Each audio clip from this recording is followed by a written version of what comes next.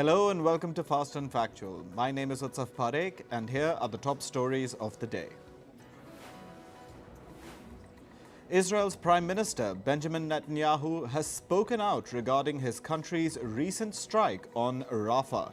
He said, and I quote, "It was a tragic mishap and the incident is being investigated." The statement comes after Netanyahu faced international condemnation over the attack. According to Gazan officials, the strike on Sunday night killed at least 45 Palestinians who had previously been displaced. The United Nations Security Council is set to hold an emergency meeting. It's over Israel's deadly strike on the Rafah camp. UNSC diplomats said that the meeting has been called by Algeria. North Korea's latest attempt to launch a satellite into orbit failed. Yesterday, the rocket carrying the satellite exploded mid-air during the first stage of launch. This is according to North Korean state media. North Korea said that the rocket blew up due to a suspected engine problem. The rocket was reportedly carrying a military spy satellite. Spain has pledged military aid worth over $1 billion to Ukraine. Spain's Prime Minister Pedro Sanchez and Ukraine's President Volodymyr Zelensky signed a security deal in Madrid yesterday. It promises military supplies that Ukraine's forces can use for ground, aerial and navy operations. Britain's Prime Minister Rishi Sunak has pledged to cut taxes for millions of pensioners. Under the plan, the tax-free allowance for pensioners would be increased by at least 2.5%. This is Sunak's latest move to secure votes in an election touted to end in his defeat. The UK's opposition Labour Party slammed Sunak's election pledge, calling it a desperate strategy. Now for updates from India's ongoing parliamentary elections. India's main opposition alliance, the INDIA bloc, is set to meet on the 1st of June. The leaders of the alliance will discuss the coalition's future goals and also review their performance in the ongoing parliamentary polls. The chief of the Indian National Congress Party, Mallikarjun Kharge, and Delhi's Chief Minister Arvind Kejriwal will be attending the meeting. The Trinamool Congress Party, or the TMC, which is the second largest party in the INDIA bloc, will be skipping the meeting on June 1st. The party's leader, Mamata Banerjee, announced this during an election rally in Kolkata. She said it was due to the last phase of the election, which starts on the same day. She also cited ongoing relief operations after Cyclone Remal hit her state, West Bengal, as a reason for missing the INDIA meeting. India's Prime Minister Narendra Modi is set to hold election rallies in West Bengal. This is part of his final campaign push in the state before the last phase of the parliamentary election. He will address the public in the Barasat constituency and later hold another election rally at Baruipur in the South 24 Parganas district. Two opposition leaders, Rahul Gandhi of the Congress and Samajwadi Party President Akhilesh Yadav, will hold joint rallies in the state of Uttar Pradesh. The rally will be held in the Varanasi constituency, where Indian Prime Minister Narendra Modi is contesting from. Rahul Gandhi took a jibe at Indian Prime Minister Narendra Modi over his recent remarks, where he claimed that he was sent by God. Gandhi said that the Indian PM cooked up the story to evade interrogations by Indian law enforcement after the elections. Gandhi further hit out at the Prime Minister over India's unemployment rate and for, quote-unquote, dividing the country. The stage constructed for the INDIA bloc rally in Paliganj in the state of Bihar caved in. This happened just as the Congress party's Rahul Gandhi, along with Tejasvi Yadav and Misa Bharti from the RJD party, arrived there. The politicians were there to address a mega rally. Gandhi, who was at the center of the platform, was seen briefly losing his balance as the makeshift stage buckled. India's Home Minister Amit Shah hit out at the Congress party and its leaders. He said that the Congress will blame voting machines if they lose the parliamentary elections. Shah also claimed that the party's leaders, Rahul Gandhi and Priyanka Gandhi Vadra, won't be blamed for the loss, but their party president Mallikarjun Kharge will lose his job. Tejasvi Yadav, the leader of the RJD party, made a jibe at India's ruling coalition, the NDA. He claimed that the recent error by Bihar's Chief Minister Nitish Kumar, when he wished another Chief Minister term for Indian PM Narendra Modi, indicates a sense of imminent defeat within the NDA camp. Becoming Chief Minister requires an election loss and demotion for India's Prime Minister. The Supreme Court of India has refused to hear an urgent bail plea made by Delhi's Chief Minister Arvind Kejriwal. He had requested a bail extension of 7 days, citing health concerns. The Supreme Court said that the Chief Justice of India will take an appropriate decision on the matter. Kejriwal was arrested in a money laundering case, but he was granted interim bail to campaign for the elections. He has been ordered to return to jail on June 2nd after the elections. The Election Commission of India said that the Union Territory of Jammu and Kashmir recorded a voter turnout of over 58%. This is the highest participation from Jammu and Kashmir in a parliamentary election in the last 35 years. In climate news, Cyclone Remal has killed at least 16 people in Bangladesh and India. The cyclone destroyed thousands of homes, smashed seawalls and flooded cities. In Bangladesh alone, an estimated 3.75 million people were affected. Around 1 million people were forced to flee to safety before the cyclone made landfall. The mercury rose to over 50 degrees Celsius in some parts of Pakistan yesterday. The ongoing heat wave is expected to continue for at least a few more days. Heat stroke camps have been set up to provide help. Authorities have advised people to stay indoors and stay hydrated. The United Nations says it is unlikely that there are more survivors from the Papua New Guinea landslide. The landslide took place on Friday and reportedly buried some 2,000 people under debris. Locals have been digging through the mud non-stop to try and find their loved ones. UNICEF says that now it's not a rescue mission, but a recovery effort. A town in Somalia was submerged after a riverbank burst amid heavy rain. The deluge engulfed a nearby town, forcing people to seek refuge in higher areas. People were seen passing through flooded streets on foot and in tuk-tuks.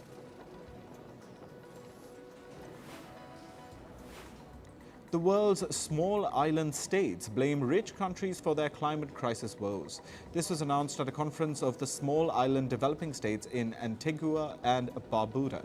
They say the situation is worsening as major contributors to climate change have failed to do their part to mitigate damage. On to business and tech news. Oil prices rose for the second consecutive day.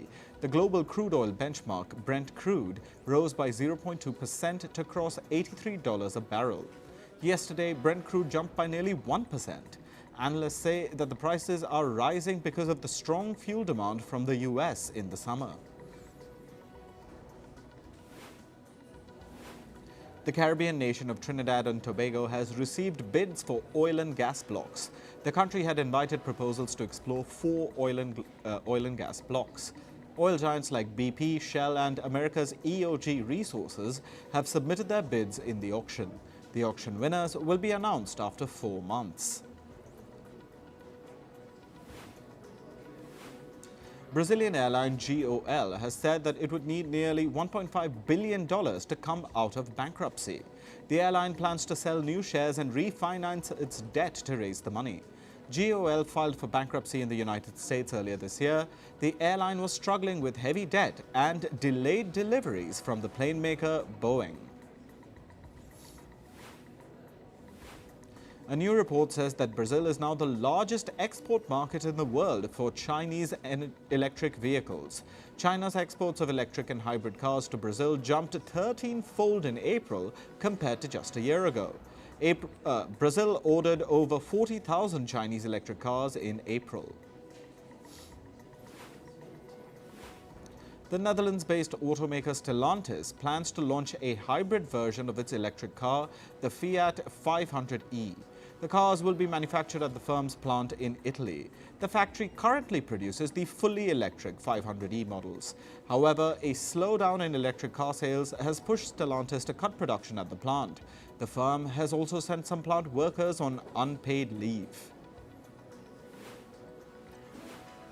Amazon Web Services is reportedly planning a new investment in Italy.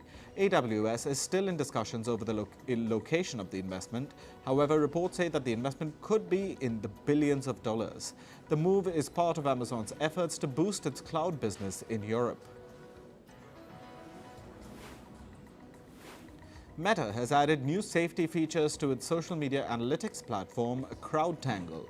The new features will help Facebook and Instagram track misinformation during elections. The move aims to ease the European Union's concerns regarding the spread of misinformation ahead of the upcoming EU elections. Last month, the EU opened a probe against Meta over suspected breaches of new online content rules. The Finnish telecom firm Nokia is reportedly set to win a contract in Portugal. The telecom network provider will supply 5G equipment to Portuguese telecoms operator MEO. The deal is expected to be announced next month. So far, China's Huawei has been the sole supplier of telecom network equipment to MEO. Indonesia has launched a probe against the e-commerce platforms Shopee and Lazada. The country's antitrust regulator says that these platforms may have violated competition rules. Shopee is owned by the Singapore-based tech firm C Limited. Lazada is the Southeast Asian arm of Chinese tech giant Alibaba. Meanwhile, Alibaba's e-commerce site AliExpress has signed former British football player David Beckham as its brand ambassador. Beckham will be the face of the firm's ad campaign during the UEFA Euro 2024 tournament. AliExpress is also a sponsor of the Euros. With that, moving to sports news, we start with cricket. Australia may have to bring in their support staff as fielders for their warm-up matches ahead of the T20 World Cup. They are set to play 2 warm-up games against Namibia starting tomorrow. The Australian team is facing a shortage of players. This is due to the limited time between the recently concluded IPL and the T20 World Cup, which begins on June 1st. The deadline for applications for the head coach position of the Indian cricket team ended yesterday. The current head coach, Rahul Dravid, has not reapplied for the position. India's cricket board, the BCCI, is yet to disclose the names of his potential replacements. However, the board says it has received over 3,000 applications. The term of the new head coach commences on July 1st, 2024 and will last until December 31st, 2027. A Spanish judge has ordered football's top bodies, FIFA and UEFA, to halt their opposition to the creation of a new football tournament called the European Super League. The Spanish court said that FIFA and UEFA are abusing their position to prevent free competition. The judge ruled that the 2 governing bodies violated European Union law by banning clubs from participating in the ESL. Cristiano Ronaldo wrapped up the 2024 Saudi Pro League in style. Yesterday, the Portuguese legend broke the record for the most goals scored in a Saudi League season. Ronaldo's side, Al Nassr, were playing against Al Ittihad. He scored a brace to give his team a 4-2 win, which brought his total league tally this season to 35 goals. Dutch midfielder Martin de Roon has been ruled out of the upcoming Euros. The 33-year-old suffered a muscle injury 2 weeks ago. This was during a match where his club, Atalanta, lost 1-0 to Juventus in the Italian Cup final. The Football Association of the Netherlands has confirmed that De Roon won't be a part of the Dutch Euro squad. Three players from Argentina's women's national football team have quit. They are goalkeeper Lorena Oliveiros, defender Julieta Cruz, and midfielder Lorena Benitez. They said it was over a lack of pay and proper conditions at their training camp. Brazilian football icons took part in a charity game to raise funds for flood victims. Stars such as Ronaldinho, Cafu and Bebeto played at the iconic Maracana Stadium in Rio de Janeiro. According to the charity's organizers, about 42,000 tickets were sold. The money collected will be used to help people impacted by the devastating floods that hit Brazil's Rio Grande do Sul state in early May. In tennis, 22-time Grand Slam champion Rafael Nadal bowed out of the French Open in what might turn out to be his final appearance at the tournament. He was up against Germany's Alexander Zverev in the first round. The Spaniard lost 3-6, 6-7, 3-6 to the German. Nadal's defeat marks the first time that he has lost in the opening round of the French Open. Men's world number 2, Yannick Sinner, has cruised into the second round of the French Open. He downed Wimbledon quarterfinalist Christopher Eubanks yesterday. Sinner showed no signs of discomfort despite a recent hip injury and eased to a 6-3, 6-3, 6-4 win. In basketball, the Boston Celtics clinched the Eastern Conference Championship in America's NBA. They secured a 105-102 win over the Indiana Pacers, sweeping the series 4-0. With the victory, the Celtics have now entered the finals of the tournament. The Celtics will face the winner of the Western Conference Finals, where the Dallas Mavericks hold a 3-0 lead over the Minnesota Timberwolves. In entertainment news, the restored version of Shyam Benegol's film Manthan will be re-released in India. This comes after the restored film's recent premiere at the Cannes Film Festival. The cult classic will hit Indian theatres on the 1st of June. Priyanka Chopra Jonas is all set to begin shooting for her upcoming film, The Bluff. She will start the film's shooting schedule in Australia. She will play the role of a pirate in the movie. American filmmaker David Lynch made a video announcement for his upcoming project. He took to X, formerly known as Twitter, to post the video. In it, Lynch says that something is coming on the 5th of June. According to reports, it might be an animated series that he's working on with Netflix. Angelina Jolie's daughter Vivienne has dropped her father Brad Pitt's last name. This comes amid Jolie and Pitt's bitter custody battle. The name change was seen in the playbill of a Broadway play that Vivienne is working on with her mother. In 2023, Vivienne's elder sister, Zahara, also chose to drop the surname Pitt. Angelina Jolie and Brad Pitt parted ways in 2019. According to reports, Hailey Bieber waited for 6 years before planning a baby with Justin Bieber. She reportedly wanted her husband's mental health struggles to come under control. The couple is currently expecting their first child. Lady Gaga will be playing the role of Harley Quinn in the upcoming movie Joker: Folie à Deux. Lady Gaga says her version of Harley Quinn is very authentic to the film. The movie is set to premiere on the 4th of October. Rapper Nicki Minaj has announced her dates for a concert in Manchester. She will now perform on the 3rd of June. Her Manchester concert, scheduled for the 25th of May, was cancelled after she was detained at Amsterdam Airport.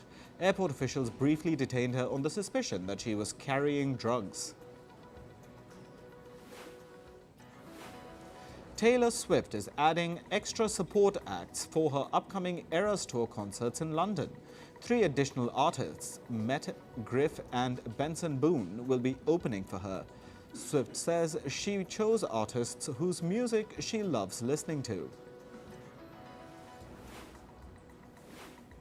The Black Keys have cancelled their international Players Tour. The band is yet to reveal why this happened. The tour would have brought them to multiple arenas in North America.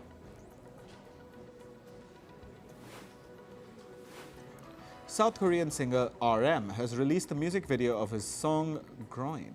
The rapper and singer can be seen dancing in the streets of South Korea. This comes after he released his second solo album, Right Place, Wrong Person.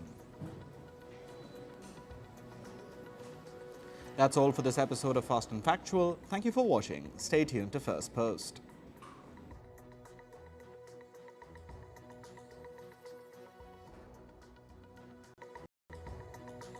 And welcome to Fast and Factual.